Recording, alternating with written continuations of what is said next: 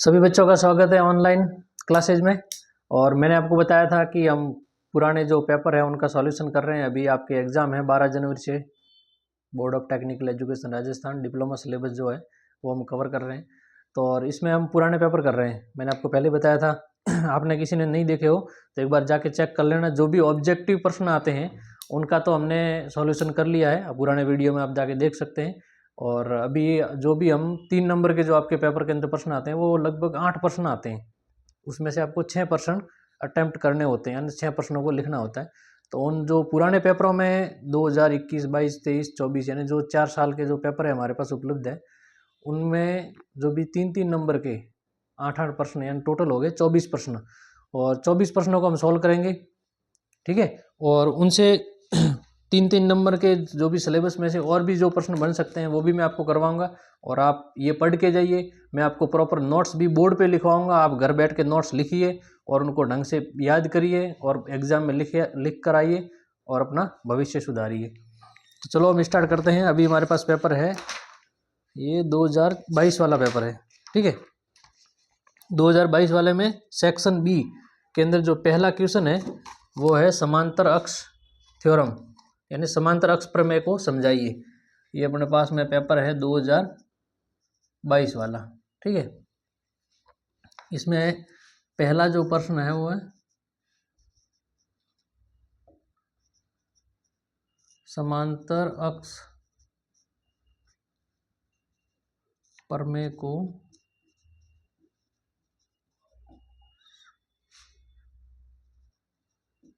समझाइए, ठीक है। समांतर अक्ष प्रमेय जैसे कि मैंने पुराने वीडियोस में भी मतलब कि जो भी मैंने थ्योरी क्लासेस ली है आप उनको एक बार जाके देख सकते हैं। और यह भी मैं आपको पूरे नोट्स लिखवाऊंगा। तो आपको अगर और ज़्यादा बेहतर तरीके से समझना है तो आप पुराने वीडियो थ्योरी जो वीडियोज है उनमें उनके अंदर भी जाके देख लीजिए, ठीक है। अपन अभी मैं आपको पूरे नोट्स लिखवाऊंगा जिसमें आप एज इट इज जो भी मैं लिखवा रहा हूँ उनके नोट्स बना लीजिए और याद करिए। अभी आपके पास 1.5 महीना है और आपका जो भी पेपर है वो अच्छे से अटेम्प्ट होगा। जैसे कि समांतर अक्ष प्रमेय है, समांतर अक्ष प्रमेय पहले मैं आपको समझा देता हूँ फिर डेफिनेशन लिखवाऊंगा। समांतर अक्ष प्रमेय किसको कहते हैं? जैसे कि अपन जो भी जड़त्व आघूर्ण कैलकुलेट करते हैं, निकालते हैं, वो किसी एक्स अक्ष के सापेक्ष निकालेंगे। ये एक्स अक्ष के सापेक्ष क्या है? ये इसके जो भी ये फिगर है हमारे पास वृत्ताकार, इसके गुरुत्व केंद्र से गुजर रही, ठीक है। तो इसके अंदर क्या होता है, इसका मोमेंट ऑफ इनर्शिया जैसे कि आई सी जी बोल दिया मैंने, ठीक है। और मैं चाहता हूं कि किसी ऐसी लाइन के सापेक्ष हम जड़त्व आघूर्ण निकालें जो उसके गुरुत्व केंद्र से न होकर किसी दूसरे बिंदु से गुजर रही है। और वो जो लाइन है वो गुरुत्व केंद्र से गुजरने वाली जो लाइन है उसके साथ मतलब पैरेलल में है ना, समानांतर है। तो इन दोनों के बीच की दूरी को मैंने h मान लिया, ठीक है। तो आई ए बी बराबर आई सी जी यानी गुरुत्व केंद्र से गुजरने वाला जो लाइन है उसके सापेक्ष moment of inertia plus A into H का स्क्वायर, यानी जो उनके बीच की दूरी है उसका आपको वर्ग कर देना है। ये होती है पैरेलल एक्सिस थ्योरम यानी समांतर अक्ष प्रमेय। मैं आपको अब डेफिनेशन लिखवाता हूँ कि हमने देखा कि किसी समतल पटल के गुरुत्व केंद्र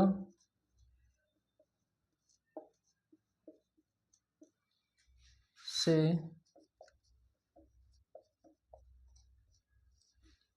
गुजरने वाली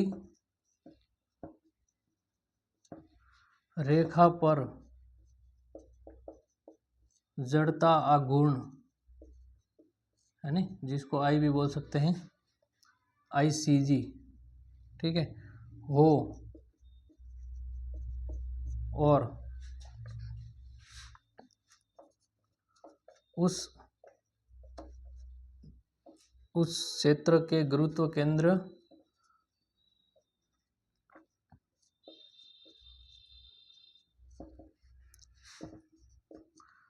केंद्र से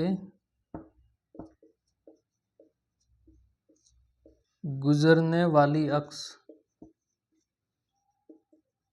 या फिर इसको आप रेखा भी कह सकते हैं, गुजरने वाली रेखा के समानांतर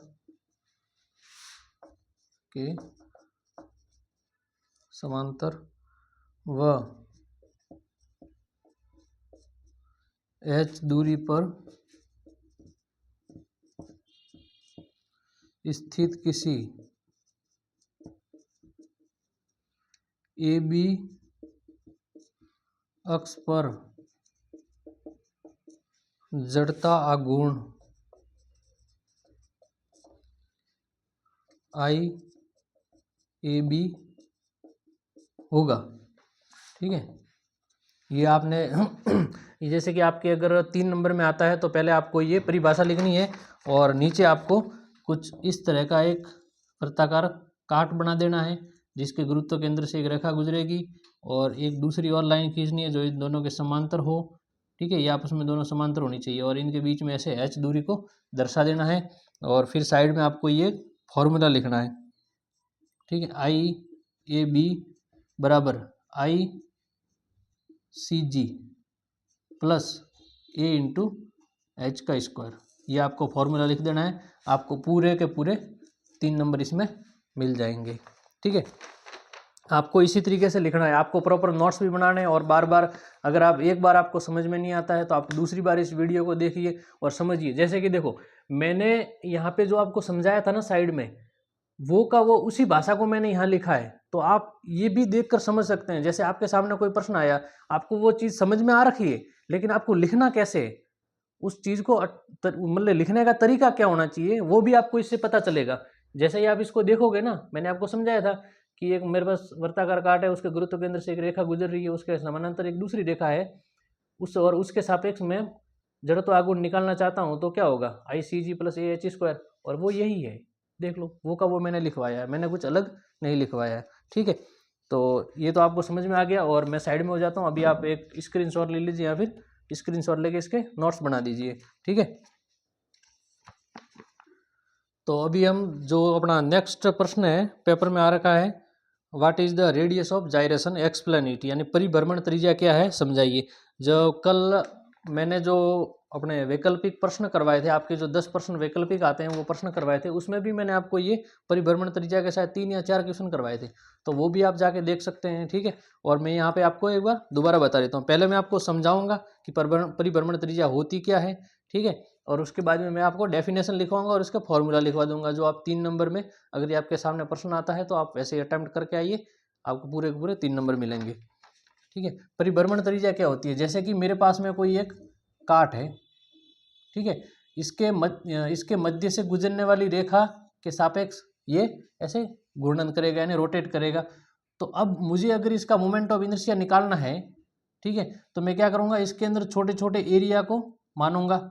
मैंने आपको थ्योरी क्लास में भी ये समझा रखा है और दोबारा मैं मतलब कि थोड़ा एक ब्रीफ आइडिया दे देता हूँ कि इसको क्या कहते हैं, क्या होता है ये।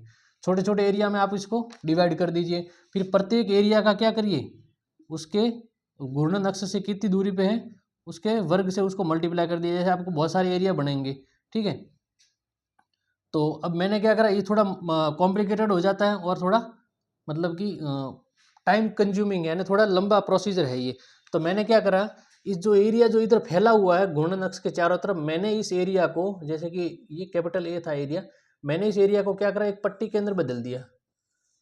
ठीक है, पट्टी के अंदर बदल दिया। अब क्या था, इस घूर्णन अक्ष से जो अलग अलग दूरी पे छोटे छोटे एरिया थे वो एक लाइन में आ गए, वो एक लाइन में आ गए। अब एक लाइन में आते ही इस घूर्णन अक्ष से ये सारे एरिया क्या हो गए, समान दूरी पर हो गए।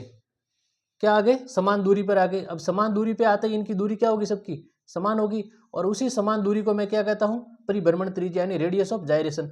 अब उसमें इसमें मेरे को मोमेंट ऑफ इनर्शिया यानी जड़त्व आघूर्ण निकालने के लिए ये प्रोसीजर करना पड़ रहा था।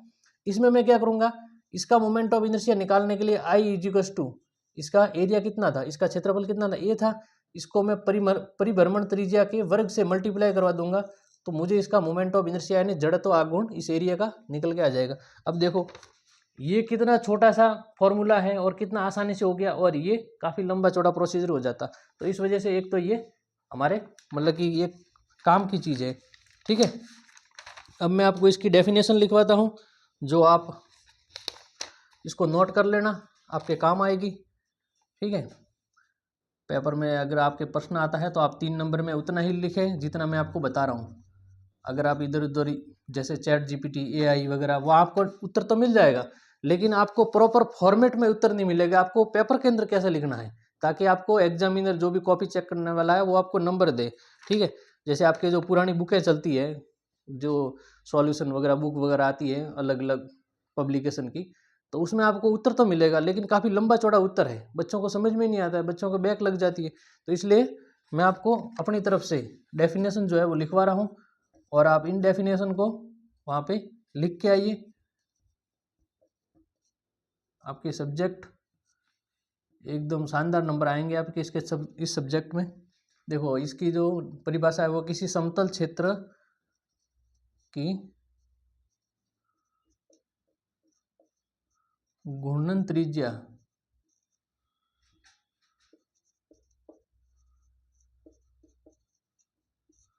किसी रेखा से वह दूरी है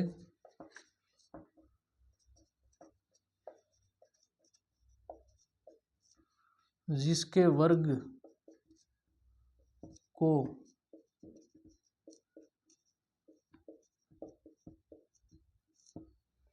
उस क्षेत्रफल से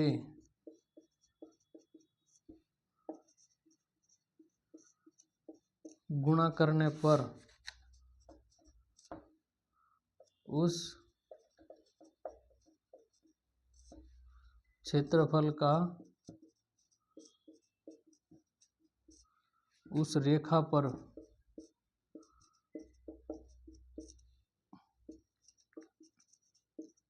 जड़ता गुण, जिसको आप ब्रैकेट में आई लिख सकते हैं, प्राप्त होता है। ठीक है, 3 नंबर में आपके ये कुछ अगर आता है तो आपको ऐसी ये डेफिनेशन लिखनी है, फिर आपको ऐसा एक डायग्राम बना देना है, जो यहाँ पे एक घूर्णन अक्ष होगी ऐसे एक। ठीक है, और फिर इसी को आपने कैपिटल ए यानी एरिया बोल दिया, फिर आप साइड में ऐसी एक छोटी सी पट्टी बनाइए। ठीक है, और उसको इस तरह से हैचिंग कर देना, इसको हैचिंग बोलते हैं। और यहाँ पे आपने ये दूरी, इस दूरी को आपने के बोल दिया। ठीक है, ये दूरी के हो गई, और आप इसका सिंपल सीधा सा एक फॉर्मूला लिख दीजिए, एरिया इंटू के का वर्ग। बस, ये आपको 3 नंबर मिल गए। आपको कोई भी ज़्यादा इसमें और लिखने की आवश्यकता नहीं है। ठीक है, अभी हम नेक्स्ट क्वेश्चन की तरफ आएंगे। अभी अपन नेक्स्ट क्वेश्चन की तरफ चलते हैं। जी, अपने हैं नति परिवर्तन बिंदु को समझाइए, यानी पॉइंट ऑफ कॉन्ट्राफ्लेक्चर। ठीक है, मैं आपको इसकी डेफिनेशन लिखवाता हूँ। पहले आपको मैं पॉइंट ऑफ कॉन्ट्राफ्लेक्चर समझा देता हूँ, उसके बाद मैं आपको इसकी परिभाषा लिखवाऊंगा।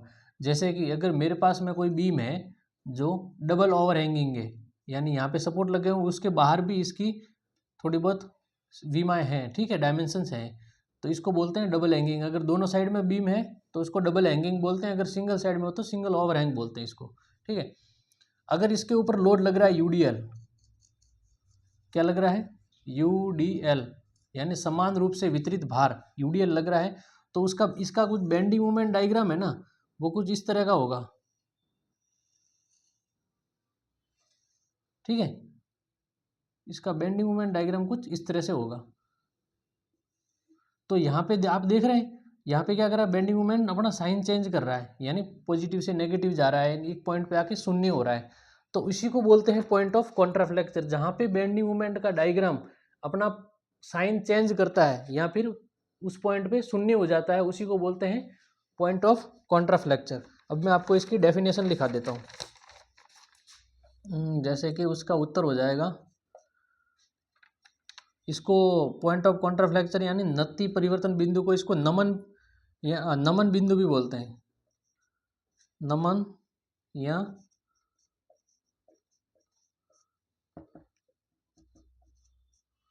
नति परिवर्तन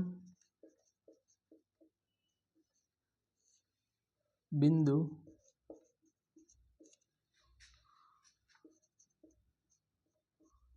धरण का वह बिंदु है, वह बिंदु जिस पर नमन घूर्ण यानी बेंडिंग मोमेंट इंग्लिश में कहेंगे, अपना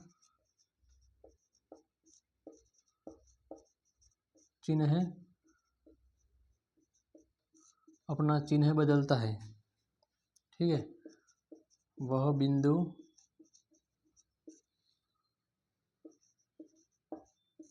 नमन बिंदु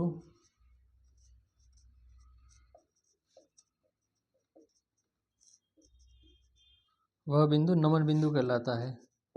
और इस बिंदु पर नमन घूर्ण यानी बेंडिंग मोमेंट, नमन घूर्ण का मान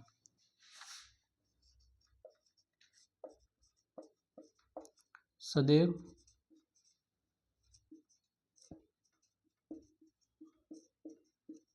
शून्य होता है। ठीक है, अगर आपके 3 नंबर में ये प्रश्न आता है तो आप ये डेफिनेशन लिखिए और फिर वो डायग्राम बना दीजिए, जो मैं आपको यहाँ पे बना के दोबारा दिखा देता हूँ। ये आपके पास में कोई डबल ओवरहैंग बीम है। ठीक है, और इसका जो BMD होगा यहाँ पे आप ऐसा लिख दीजिए BMD, और यहाँ पे ऐसे 2 डैश डैश करके लाइन खींचिए, ये इसकी 0 लाइन हो जाएगी। और इसमें कुछ इस तरह से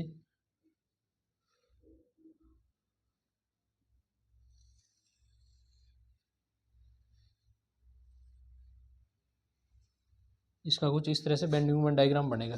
तो ये इनको क्या कहते हैं, POC। इनको क्या कहते हैं, इन पॉइंट्स को POC कहते हैं, यानी पॉइंट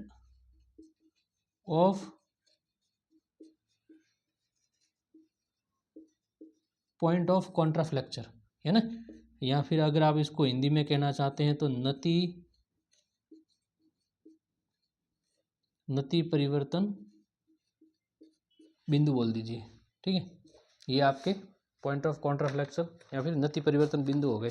आप इसको, मैं आपको एक बार साइड में हो जाता हूँ, आप इसको ढंग से देख लीजिए और अपने नोट्स में उतार दीजिए, आपको एग्जाम में सवाल। ठीक है बच्चों, अभी अपन चलते हैं अगले क्वेश्चन की तरफ।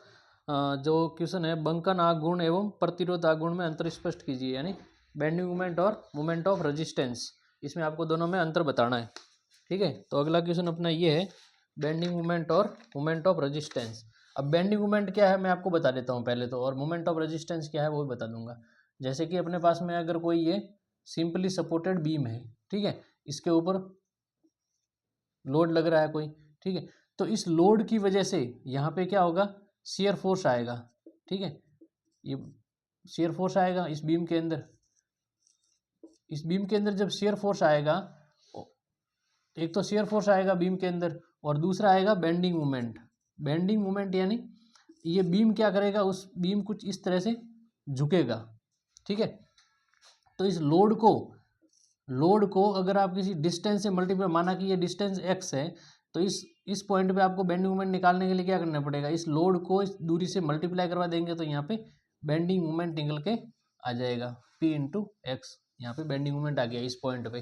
ठीक है, तो इसको तो बोलते हैं बेंडिंग मोमेंट, यानी जो अपने बाहरी बल लगते हैं बीम के ऊपर, उनकी वजह से उस बीम के अंदर जो झुकाव आता है उसको बेंडिंग मोमेंट कहते हैं ना। और तो इसके फिर डेफिनेशन लिख देते हैं पहले। बंकन आघूर्ण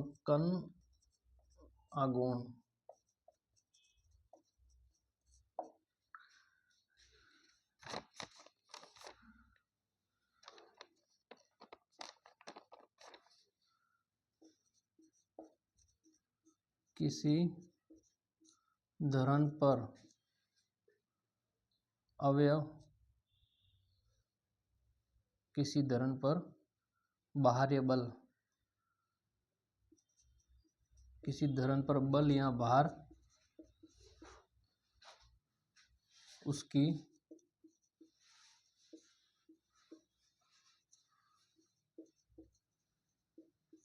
अनुदैर्ध्य अक्ष के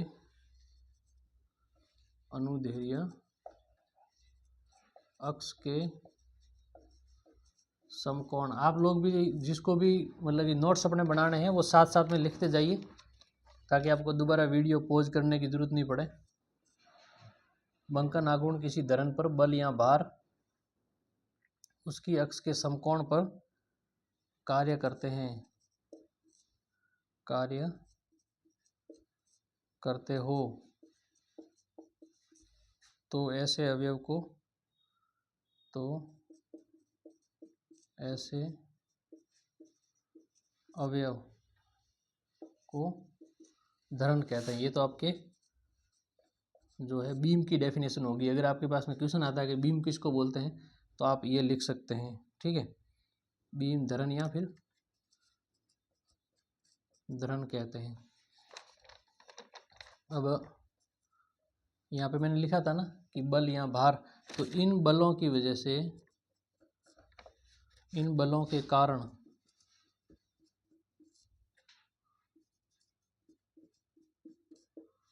धरणों के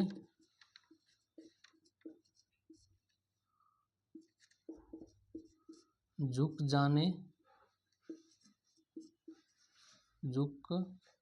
जाने की प्रवृत्ति,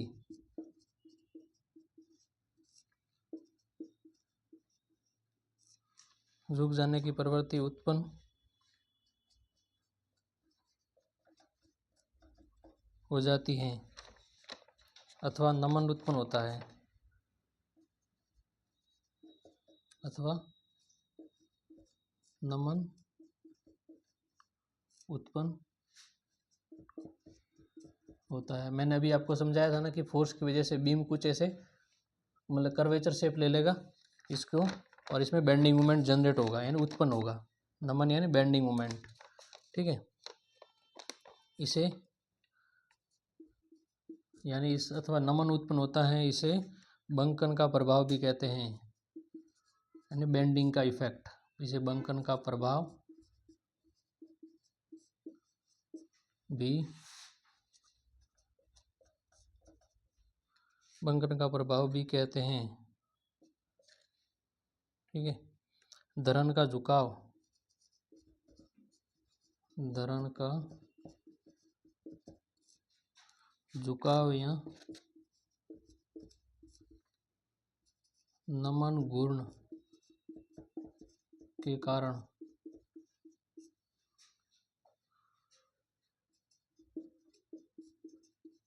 होता है। और ये किसके वजह से होता है?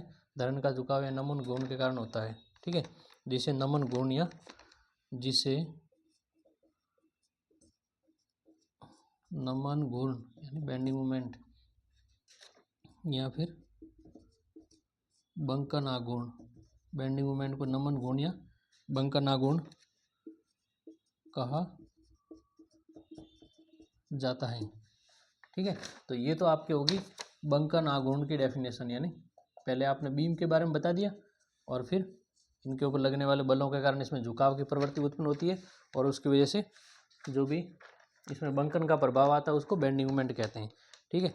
अब अपन जो नेक्स्ट है अपना, नेक्स्ट क्या है, मैं आपको ये तो ऐसे ही रहने देते हैं, इसको मिटा देता हूँ। अपना है मोमेंट ऑफ रेजिस्टेंस यानी प्रतिरोध आघूर्ण। आपको एक चीज़ इन दोनों को एक साथ पढ़ के कुछ समझ में आया? नहीं आया समझ में तो मैं बता देता हूँ इसमें क्या कॉन्सेप्ट है। जैसे कि अभी आपने क्या पढ़ा था, बेंडिंग मोमेंट यानी बंकन आघूर्ण एवं प्रतिरोध आघूर्ण। प्रतिरोध किसको कहते हैं? आपको पता होगा कि प्रतिरोध किसको कहते हैं।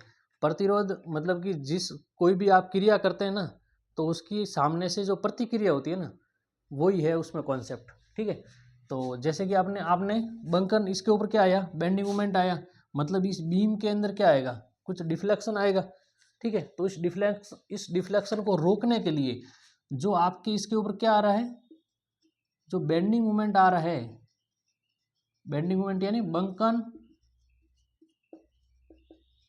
बंकन आघूर्ण आ रहा है इस बीम के ऊपर लोड की वजह से, इसको रोकने के लिए इस बीम के अंदर यानी धरण के अंदर एक फोर्स उत्पन्न होगा। क्या होगा? एक बल होगा जो इसके विपरीत होगा, जो इसके विपरीत होगा, ठीक है ना। बेंडिंग मोमेंट बंकन आघूर्ण के वजह से धरण के अंदर एक और बल उत्पन्न होगा जो बंकन आघूर्ण के विपरीत होगा, उसी को बोलते हैं प्रतिरोध आघूर्ण या फिर मोमेंट ऑफ रेजिस्टेंस, जिसको यहाँ पे आप कहीं पे भी आप आगे भी पढ़ाई करोगे तो इसको शॉर्ट में क्या बोलते हैं, MOR यानी मोमेंट ऑफ रेजिस्टेंस। तो अपन इसकी भी डेफिनेशन लिख देते हैं, परिभाषा लिख देते हैं मोमेंट ऑफ रेजिस्टेंस की। प्रतिरोध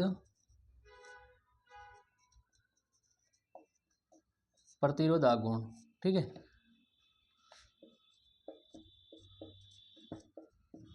जब किसी धरण पर बल आरोपित होता है,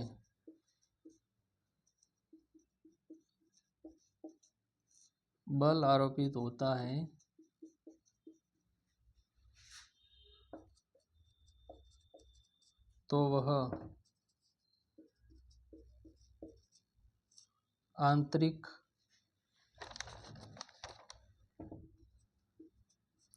बल उत्पन्न करके प्रतिरोध करने की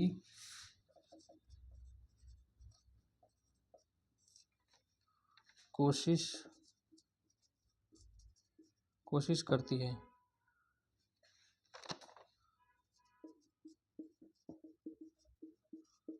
यह आंतरिक बल उस धरण द्वारा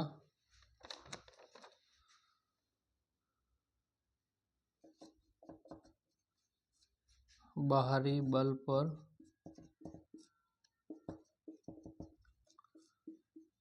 लगाई गई प्रतिरोधकता होती है। देखो जैसे कि अभी मैं आपको एक मतलब कि ये जो कॉन्सेप्ट है ना, इसको एक बार और समझा देता हूँ। जैसे आपने दूसरा जो चैप्टर है ना उसमें पढ़ा होगा आपने सिंपल स्ट्रेसेस यानी सामान्य जो भी स्ट्रेसेस होते हैं उनको पढ़ा होगा आपने। सामान्य उसमें क्या होता है कि अगर आप किसी भी मटेरियल के ऊपर फोर्स लगाते हैं तो इसके खुद के अंदर से एक फोर्स उत्पन्न होता है। क्या होता है, इसके खुद के अंदर से एक फोर्स उत्पन्न होगा जो उस बाहरी बल की वजह से, जो आपने बाहरी बल लगाया उस बाहरी बल की वजह से उसके अंदर कुछ विकृति आएगी, उस विकृति को वो रोकेगा, उसी को हम कहते हैं स्ट्रेस। तो उसी तरह से किसी भी बीम के ऊपर अगर आप मूवमेंट आ रहा है तो उस मूवमेंट को रोकने के लिए, यानी बीम को कोई नुकसान नहीं हो इस वजह से, उस मूवमेंट को रोकने के लिए उस बीम के अंदर खुद के अंदर ही एक जो मोमेंट जनरेट होगा यानी उत्पन्न होगा, उसी को अपन कहते हैं मोमेंट ऑफ रेजिस्टेंस। ठीक है, अभी अगले और क्वेश्चन की तरफ चलते हैं। अभी अपन चलते हैं नेक्स्ट क्वेश्चन की ओर। अपना अगला क्वेश्चन है संपीड़न अवयवों की अवधारणा को लिखिए। यानी आपको जो कंप्रेशन मेंबर होता है कौन है ना, उसका कॉन्सेप्ट बताना है कि वो कंप्रेशन मेंबर है क्या आखिर में। कंप्रेशन मेंबर यानी स्तंभ, आपने पढ़ा होगा, स्तंभ भी इसको बोलते हैं, ठीक है।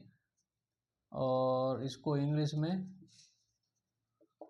कंप्रेशन मेंबर, आप कंप्रेशन का मतलब समझते हैं, किसी भी चीज को दबाना, ठीक है, कंप्रेशन मेंबर। और इसको संपीड़न अवयव भी कहते हैं,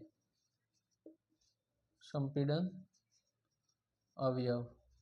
अब ये होते क्या है, ये जब अपने पास में, जैसे अब अपना बिल्डिंग से रिलेटेड ही बात करेंगे, अपने पास में जो ये वर्टिकल मेंबर होते हैं ना बीम के, अपने बिल्डिंग के अंदर जितने भी वर्टिकल मेंबर होते हैं, यानी उधर जो भी ऐसे खड़े आपको जो भी मेंबर दिखेंगे वो सारे क्या होते हैं, कॉलम होते हैं। क्या होते हैं, उनको इंग्लिश में कॉलम कहते हैं, ठीक है। यहाँ संपीड़न अवयव या फिर स्तंभ कहते हैं, इसको हिंदी में स्तंभ कहेंगे। तो ये हो गया अपना कंप्रेशन मेंबर या स्तंभ। तो इसके बारे में अभी पहले आपके 2022 में क्वेश्चन आ रखा है कि कंप्रेशन मेंबर या संपीड़न अवयव होता क्या है, आपको उसकी परिभाषा लिखनी है। यानी उत्तर है इसका संपीड़न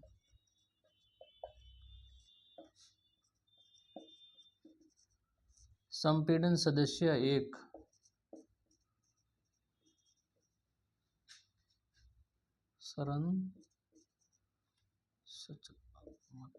संरचनात्मक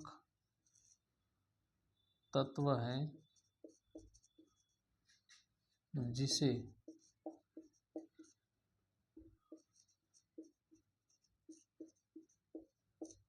जिसे मुख्य रूप से उन बलों का प्रतिरोध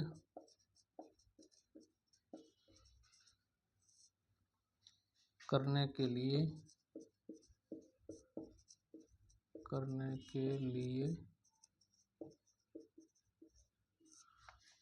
डिजाइन किया जाता है,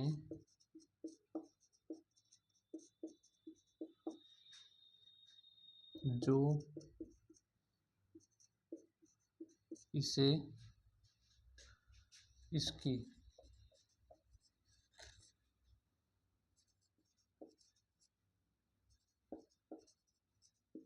अनुदैर्ध्य अक्ष के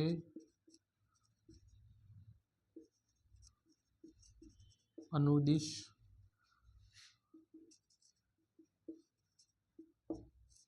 छोटा या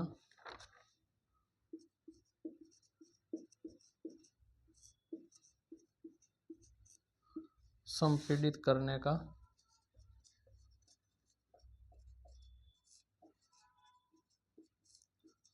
प्रयास करते हैं।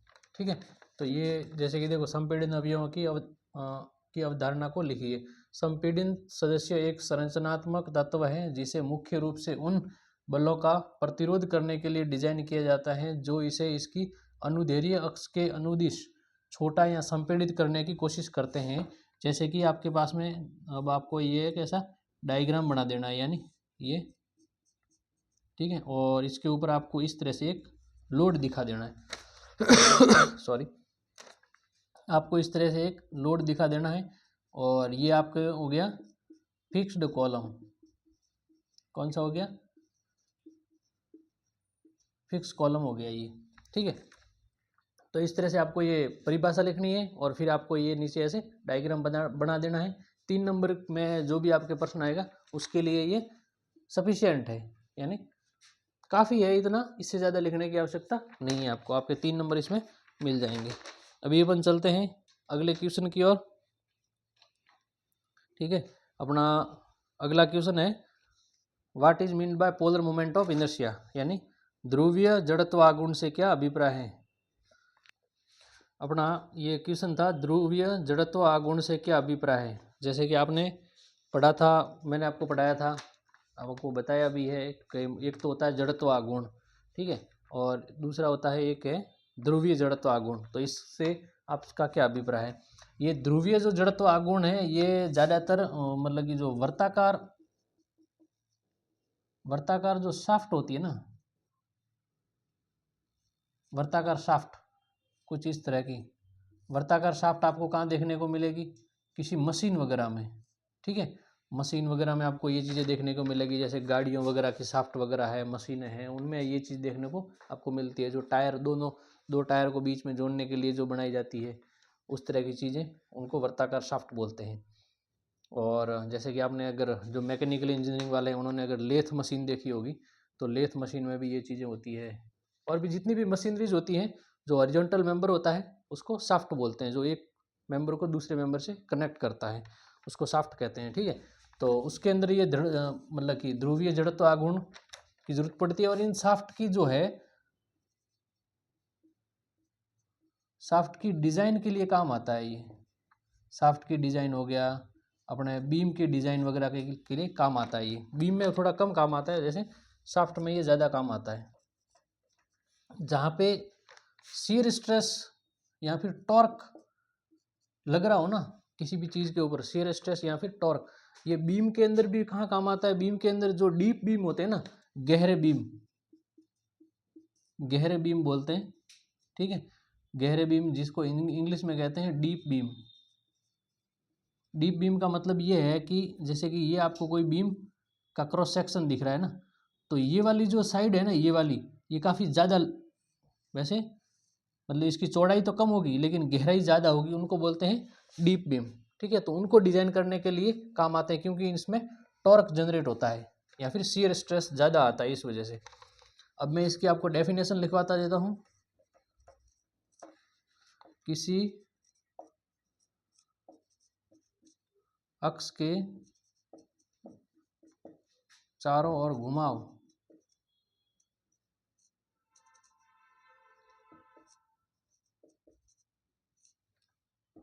या फिर मरोड़ के प्रति वस्तु के प्रतिरोध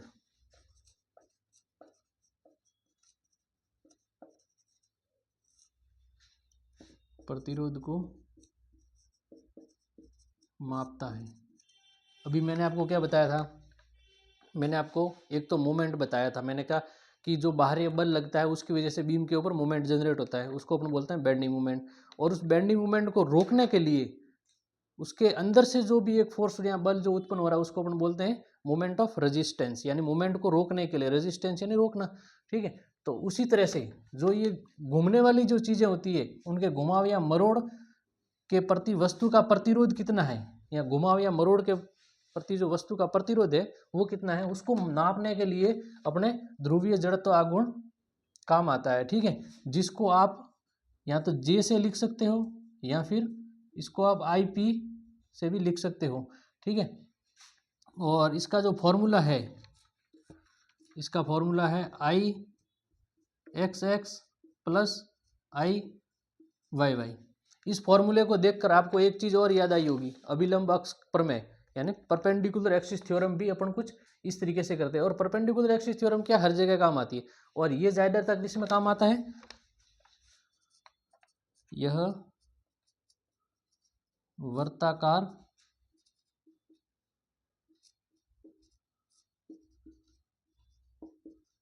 शाफ्ट डिजाइन या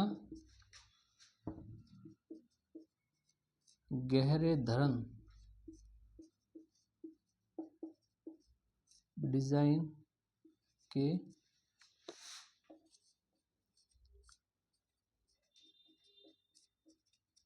काम आता है। ठीक है, अब जैसे कि मैं आपको बता देता हूँ अपने जो वर्ताकार जो भी होते हैं ना, मैंने आप किसी भी बच्चे को अगर नहीं पता हो कि वर्ताकार जड़त्व आघूर्ण का फॉर्मूला क्या होता है, तो आप मेरी जो थ्योरी क्लासेज हैं उनको जाके एक बार आप देख लीजिए, हमने ये पहले कर चुके हैं ये। ठीक है, जो वर्ताकार अपने जो फिगर होते हैं उनका जो मोमेंट ऑफ इनर्शिया होता है, जड़ता आघूर्ण होता है, उसका फॉर्मूला होता है पाई डी की पावर 4/64। ठीक है, और अपने जो वर्ताकार जो भी काट होता है ना, उसका चाहे एक्स अक्ष के सापेक्ष निकाल लो चाहे वाई अक्ष के सापेक्ष निकाल लो, मोमेंट ऑफ इनर्शिया दोनों ही अक्ष के सापेक्ष समान होता है। और समान क्यों होता है, इसलिए वो समान होता है क्योंकि अगर आप एक्स अक्ष के सापेक्ष इसको अगर दो बराबर भागों में मतलब कि इसको कट करोगे ना, तो ये दो बराबर भागों में बटेगा। आप इसको वाई अक्ष के सापेक्ष अगर दो भागों में बांटोगे तो वाई के सापेक्ष भी ये दो बराबर भागों में बटेगा। इस वजह से इसका जो भले आई एक्स एक्स निकालो या आई वाई वाई निकालो, इसकी वैल्यू दोनों की समान रहती है। ठीक है, तो इस वजह से इनकी दोनों की वैल्यू समान होगी। तो यहाँ पे अगर अपन ध्रुवीय जड़ता आघूर्ण निकालना जाए, पोलर मोमेंट ऑफ इनर्शिया, तो क्या हो जाएगी, पाई डी की घात 4/64 प्लस पाई डी की पावर 4/64। इसको जब आप एलसीएम यानी लसअप लेके जब इसको सॉल्व करोगे, ठीक है, तो इसकी वैल्यू क्या आ जाएगी, पाई डी की पावर 4/32 आ जाएगी। ठीक है, तो आपके अगर 3 नंबर में अगर प्रश्न आता है तो आपको कुछ इस तरह से ये फॉर्मूला भी लिखना है, और जड़ता आघूर्ण होता क्या है ये छोटी सी परिभाषा लिखनी है। ठीक है, फिर आपको ये लिखना है, फिर आपको ये पॉइंट और शामिल कर देना है कि यह वर्ताकार शाफ्ट डिजाइन या गहरे धरन डिजाइन के काम आता है। ठीक है, वर्ताकार का मोमेंट ऑफ इनर्शिया ये हो गया, और इस फॉर्मूले के अंदर आईपी का जो फॉर्मूला था उसमें मैंने आई एक्स एक्स और आई वाई वाई की वैल्यू पुट कर दी, और यहाँ से ये इसका पोलर मोमेंट ऑफ इनर्शिया यानी जड़त्व आघूर्ण निकल के आ गया। आप एक बार देख लीजिए इसको, आपको आप और इसके आप नोट्स भी बना दीजिए ढंग से। अपना अगला क्वेश्चन है अनुदैर्ध्य व पार्श्विक विकृति को समझाइए, यानी लॉन्गिट्यूडनल और लेटरल स्ट्रेन विकृति को आपको मैं आपको समझाता हूँ। जैसे कि अपने पास में अगर कोई बीम मतलब कि कोई मटेरियल है, जैसे कि मेरे पास में ये कोई इस्पात की छड़ है, तो इस्पात की छड़ की लंबाई क्या है L। मैंने इसका बोला कि इसकी जो वास्तविक लंबाई है, प्रारंभिक जो लंबाई है वो L है, और मैंने इसके ऊपर क्या करा, तनाव बल लगाया दोनों तरफ से, तो इसके लंबाई के अंदर क्या होगा, हल्का सा परिवर्तन होगा, क्योंकि इसके जो तनाव बल लग रहा है इसकी वजह से इसकी लंबाई थोड़ी सी बढ़ जाएगी, जिसको क्या बोलेंगे डेल्टा L, और इस इधर भी इसको डेल्टा L बोल देंगे। ठीक है, तो इसको क्या बोलते हैं, इसको बोलते हैं जैसे ये जो फोर्स लग रहा है ना, फोर्स के साथ साथ में यानी फोर्स के परपेंडिकुलर डायरेक्शन में, नहीं सॉरी, फोर्स के समानांतर डायरेक्शन में, पैरेलल डायरेक्शन में अगर विकृति आती है, किसमें, पैरेलल, ठीक है, यानी समानांतर, किसके, बल के समानांतर अगर विकृति आती है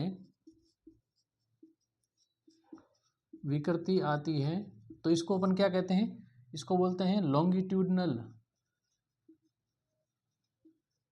लॉन्गिट्यूडनल स्ट्रेन, और हिंदी में इसको क्या बोलेंगे,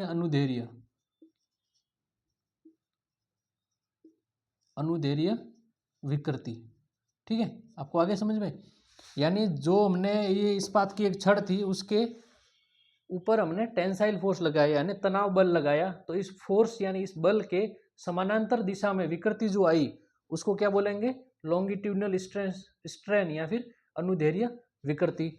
उसी तरीके से अगर मेरे पास कोई दूसरी इस्पात की छड़ है और मैंने क्या करा, इसको संपीड़न करवाया है ना, संपीड़न फोर्स लग रहा है यानी कंप्रेसिव फोर्स मैंने जब इसके ऊपर लगाया, तो इसकी जैसे कि ये जो मतलब इसकी जो गहराई थी ना उसके अंदर तो क्या होगा, बढ़ोतरी हो जाएगी, और तो इसका शेप है ना, इसका जो आकार है वो कुछ इस तरीके से हो जाएगा, यानी इसकी जो लंबाई है वो तो घट जाएगी और इसकी जो गहराई है वो बढ़ जाएगी, यानी कंप्रेशन हुआ। अब क्या हुआ, जो भी मैंने फोर्स लगाया था उसके परपेंडिकुलर डायरेक्शन में, इस फोर्स के परपेंडिकुलर डायरेक्शन में क्या हुआ, इसके अंदर विकृति आई है। ठीक है, तो इसको क्या बोलेंगे, अपने पार्श्विक विकृति बोलेंगे। ठीक है, या फिर बोलेंगे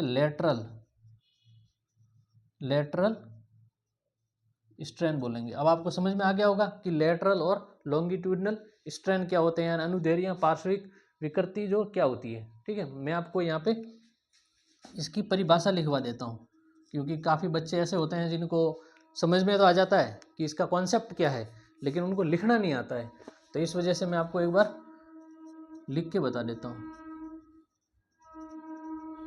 अनुदैर्ध्य विकृति, अनुदैर्ध्य विकृति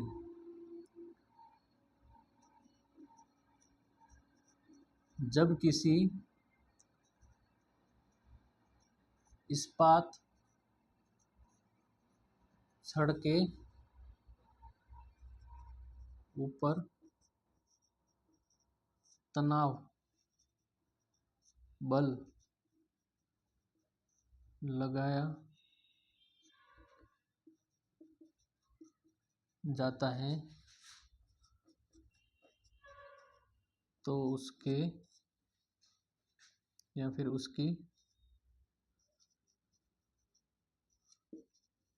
वास्तविक लंबाई में बढ़ोतरी होती है जो बल के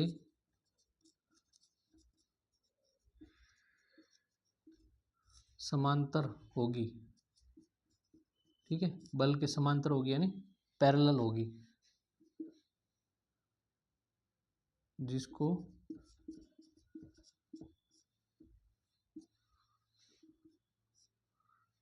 अनुदैर्ध्य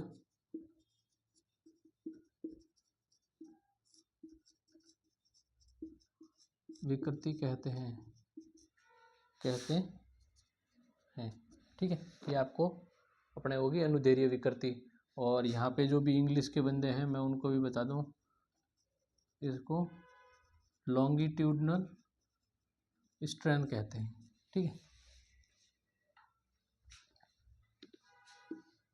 और अपने दूसरी डेफिनेशन इसमें हो जाएगी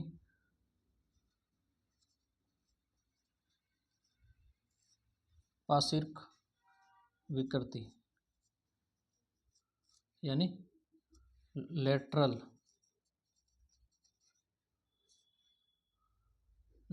स्ट्रेन। लेटरल स्ट्रेन हो गया ना, जब किसी इस्पात छड़ पर संपीड़न बल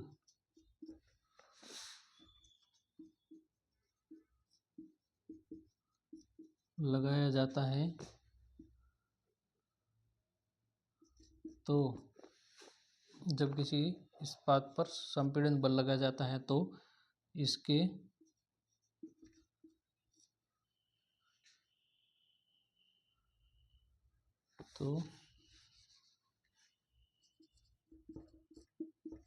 छड़ की गहराई या मोटाई में परिवर्तन होगा, जो बल की दिशा के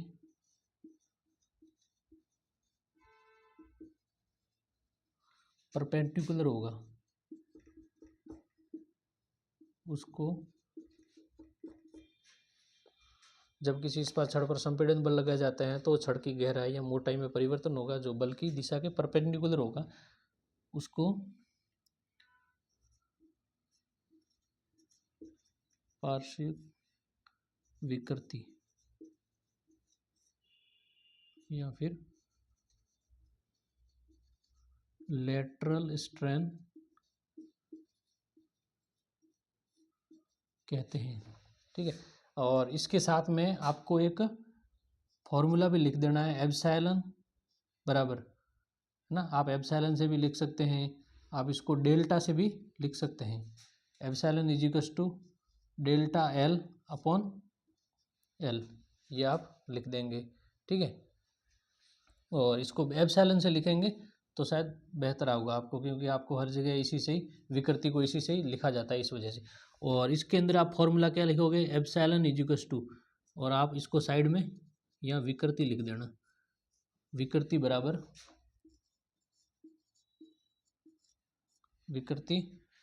एप्सिलॉन इज इक्वल्स टू क्या हो जाएगा, इसको डेल्टा डी। ये डेल्टा अपन इसलिए प्रयोग करते हैं क्योंकि उसके अंदर क्या होता है, बहुत कम या बहुत मतलब कि नगण्य बदलाव आते हैं, इस वजह से इसको डेल्टा से लिखा, डेल्टा डी अपॉन डी लिख देना, क्योंकि इसकी गहराई में, जिसको अपन डेप्थ कहते हैं, गहराई कहते हैं, उसके अंदर बदलाव होगा, इसलिए डेल्टा डी अपॉन और डी हो जाएगा, और यहाँ पे डेल्टा एल अपॉन एल हो जाएगा। एल इसकी वास्तविक लंबाई है और डी यहाँ पे उसकी वास्तविक गहराई है। तो आपको ये एक बार देख लो आप। ठीक है, मैं इसको मिटा देता हूँ ताकि आपको कन्फ्यूजन ना हो। ये जो भी दोनों डेफिनेशन है, दोनों परिभाषा है, आपको दोनों परिभाषा लिखनी है और ये दोनों फॉर्मूले इसके साथ में लिख देना है, आपको पूरे 3 नंबर मिल जाएंगे।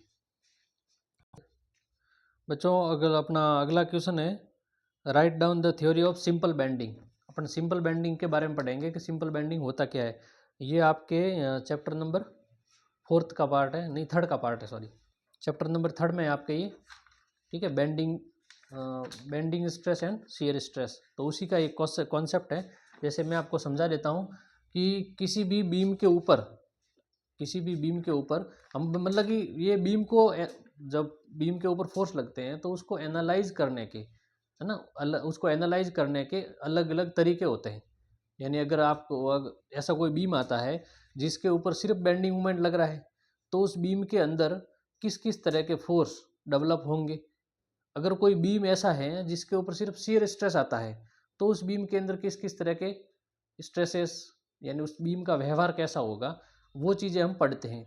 तो इस चैप्टर के अंदर दोनों चीज़ होती है, प्योर बेंडिंग और प्योर शियर स्ट्रेस। ठीक है, तो अपना प्योर बेंडिंग की वजह से बेंडिंग स्ट्रेस डेवलप होते हैं और प्योर शियर की वजह से शियर स्ट्रेस डेवलप होते हैं। तो अपन जो है प्योर बेंडिंग के बारे में पढ़ेंगे। तो इसमें लिखा है कि सरल नमन का सिद्धांत लिखिए। सरल नमन के सिद्धांत के अंदर ये इस सिद्धांत को क्या कहते हैं, यूलर बर्नौली भी कहते हैं, यूलर बर्नौली थ्योरम भी कहते हैं। ठीक है, और एक बोलते हैं प्योर बेंडिंग इक्वेशन। ठीक है, मैं आपको बता दूंगा अभी। अब इसमें इसका जो उत्तर है वो आप उसी तरीके से लिखें जैसे मैं बता रहा हूँ। बाकी किताबों वगैरह में तो काफ़ी कॉम्प्लिकेटेड है। ठीक है, तो इसको लिख देते हैं सरल बेंडिंग, सरल बेंडिंग का सिद्धांत, जिसे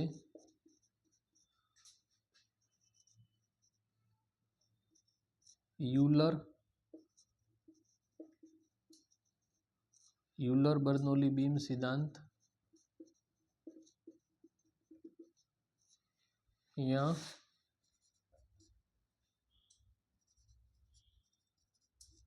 शुद्ध बेंडिंग का सिद्धांत।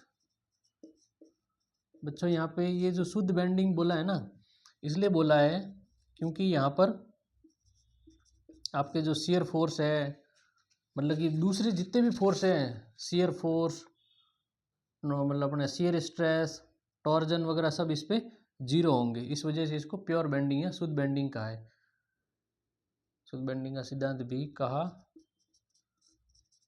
जाता है।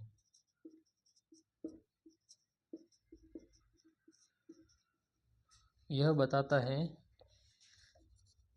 कि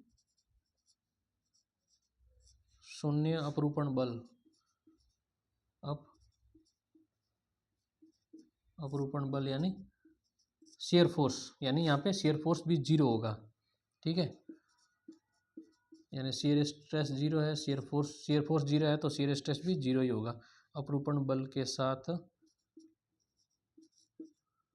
शून्य अपरूपण बल के साथ स्थिर बेंडिंग मोमेंट लगने पर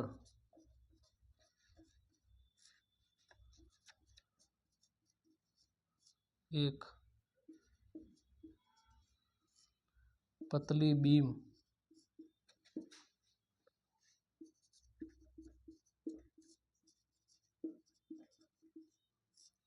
कैसे व्यवहार करती है। मैंने अभी आपको बताया था ना कि जब हम बीम के ऊपर लगते तो सारे फोर्स हैं, अपन बीम ऐसा नहीं है कि इसके ऊपर प्योर बेंडिंग आएगी, इसके ऊपर प्योर शियर ही आएगा, लेकिन हम बीम को अलग अलग तरीके से एनालाइज करते हैं। तो हमने एक मेथड में ये मान लिया कि भाई यहाँ पे शियर फोर्स जीरो होगा। जब दूसरा हम शियर स्ट्रेस और शियर फोर्स के बारे में पढ़ेंगे तो वहाँ बेंडिंग को जीरो मान लेंगे। इस तरीके से हम इन पे एनालाइज करते हैं बीम को अलग अलग तरीक़ों से। तो उसी का है यहाँ पे आप देख रहे हो कि ये शून्य अपरूपण बल। ठीक है, यह सिद्धांत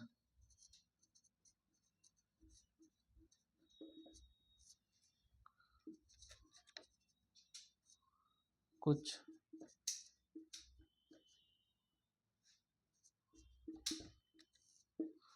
मान्यताओं पर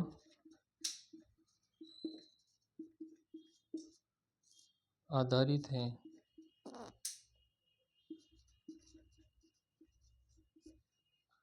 जिसकी मदद से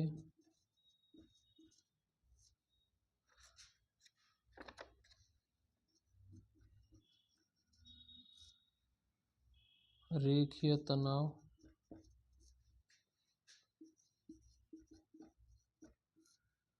वितरण और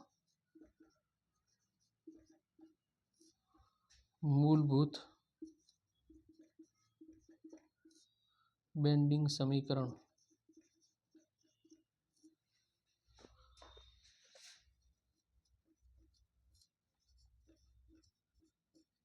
प्राप्त किए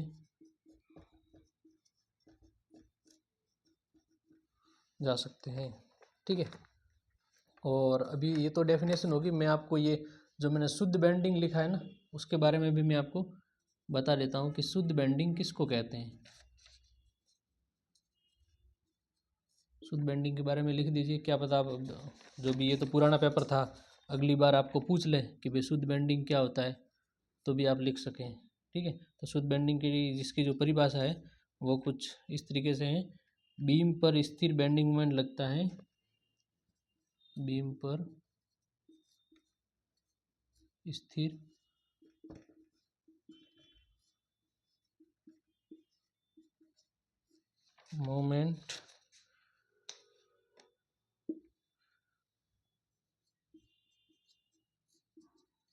मोमेंट लगता है जिसमें कोई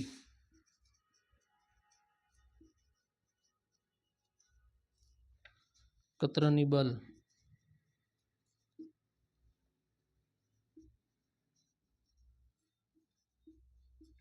अक्षीय भार या मरोड़ नहीं होता है। ठीक है, शुद्ध बेंडिंग किसको बोलते हैं कि एक बीम पर स्थिर बेंडिंग मोमेंट लगता है जिस पर कोई कतरनी बल, अक्षीय भार या मरोड़ नहीं होता है। और आप जब ये थ्योरी